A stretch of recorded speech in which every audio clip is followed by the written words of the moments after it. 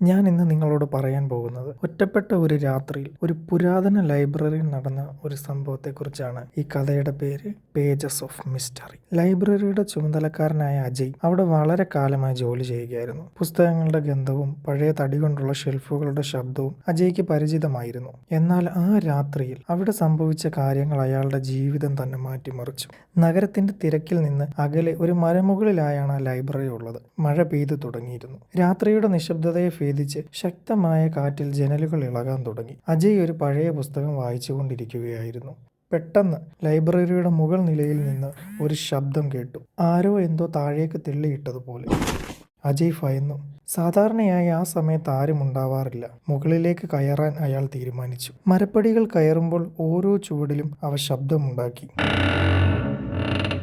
മുകളിലെത്തി നോക്കുമ്പോൾ ഒരു പുസ്തകം തറയിൽ വീണ് കിടക്കുന്നു. അത് പഴയതും ഭാരം കൂടിയതുമായ ഒരു പുസ്തകമായിരുന്നു. അജയ് ആശ്ചര്യത്തോടെ നോക്കി. ആ പുസ്തകം എടുത്ത് അതിന്റെ പേര് നോക്കി. നിഗൂഢതയുടെ താളുകൾ, പേജസ് ഓഫ് മിസ്റ്ററി. അത് ലൈബ്രറിയിലെ ഒരു നിഗൂഢ പുസ്തകമാണ്. അജയ് ആ പേജുകൾ മറിച്ചു നോക്കി. ഒരു പേജിൽ കൈകൊണ്ട് എഴുതിയ ഒരു കുറിപ്പ് കണ്ടെത്തി. കുറിപ്പിൽ ഇങ്ങനെ എഴുതിയിരുന്നു: ചില രഹസ്യങ്ങൾ വെളിച്ചത്ത് കൊണ്ടുവരുവാനുള്ള സമയം അതിക്രമിച്ചിരിക്കുന്നു. താഴെ ഒരു കോഡ് എഴുതിയിട്ടുണ്ട്. കോഡിനൊപ്പം ഒരു പുരാതന നാണയത്തിന്റെ ചിത്രവും ഉണ്ടായിരുന്നു. അജയ് ആ കോഡ് വായിക്കാൻ ശ്രമിച്ചു. അത് എന്താണെന്ന് മനസ്സിലാക്കാൻ പ്രയാസമായിരുന്നു. അയാൾ ആ കോഡും നാണയവും നോക്കി. അതിനിടയ്ക്ക് ഒളിപ്പിച്ചു വെച്ചൊരു താക്കോൽ അവൻ ആ പുസ്തകത്തിന്റെ ഇടയിൽ നിന്ന് ലഭിച്ചു. ആ താക്കോൽ എന്തിൻ്റെയാണെന്ന് അജയ്ക്ക് മനസ്സിലായില്ല. അയാൾ ലൈബ്രറി മുഴുവൻ പരിശോധിച്ചു. ഓരോ പുസ്തക ഷെൽഫും അലമാരയും നോക്കി. ഒരു മൂലയിൽ പൊടി പിടിച്ചൊരു ചെറിയ പെട്ടി അജയുടെ ശ്രദ്ധയിൽപ്പെട്ടു. അതിൽ ആ താക്കോൽ ചേരുമോ എന്ന് അയാൾ ശ്രദ്ധിച്ചു നോക്കി. താക്കോൽ പെട്ടിയുടെ അകത്തേക്ക് തിരിഞ്ഞു. പെട്ടി തുറന്നപ്പോൾ അതിനകത്തൊരു ഭൂപടം ഉണ്ടായിരുന്നു. ആ ഭൂപടത്തിൽ ലൈബ്രറിയുടെ ചില ഭാഗങ്ങൾ അടയാളപ്പെടുത്തിയിരുന്നു.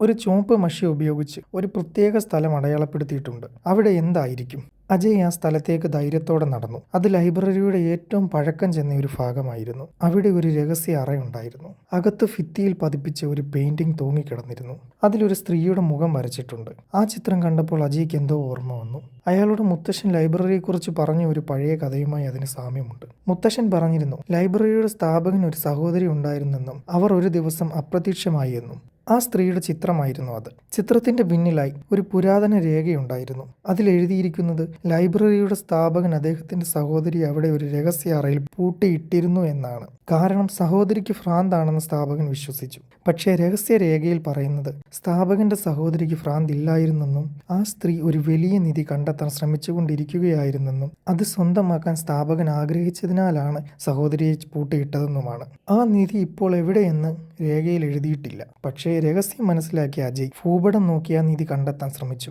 ഭൂപടത്തിൽ ഉണ്ടായിരുന്ന കോഡും പുരാതന നാണയവും ഉപയോഗിച്ച് അജയ് കൂടുതൽ വിവരങ്ങൾ ശേഖരിച്ചു. ആ കോഡ് ലൈബ്രറിയിലെ ചില പുസ്തകങ്ങളുടെ അക്ഷരങ്ങളുടെ കോഡായിരുന്നു. ആ കോഡുകൾ ഉപയോഗിച്ച് അജയ് ലൈബ്രറിയിലെ പുസ്തകങ്ങളിൽ നിന്ന് വിവരങ്ങൾ ശേഖരിച്ചു. അവസാനം ലൈബ്രറിയുടെ താഴെ ഒരു രഹസ്യ അറ കണ്ടെത്തി. അവിടെ ഒരു ചെറിയ പെട്ടിയിൽ പുരാതന നാണയങ്ങളുടെ ഒരു ശേഖരവും വിലപിടിപ്പുള്ള രത്നങ്ങളും കണ്ടെത്തി. ആ രത്നങ്ങളോടൊപ്പം അജയെ അത്ഭുതപ്പെടുത്തുന്ന വേറൊരു പുസ്തകം ആ ശേഖരത്തിനിടയിൽ നിന്ന് അവന് ലഭിച്ചു. അജയ് ആ പുസ്തകം തുറന്നു. അജയ് ആകെ മൊത്തത്തിൽ ഞെട്ടിപ്പോയി. എന്താണ് അവന് സംഭവിച്ചെന്ന് പോലും അവന് മനസ്സിലാവുന്നില്ല. എന്തായിരിക്കും അജയ്ക്ക് സംഭവിച്ചത്? ബാക്കി അറിയുവാനായി ചാനൽ സബ്സ്ക്രൈബ് ചെയ്യുക.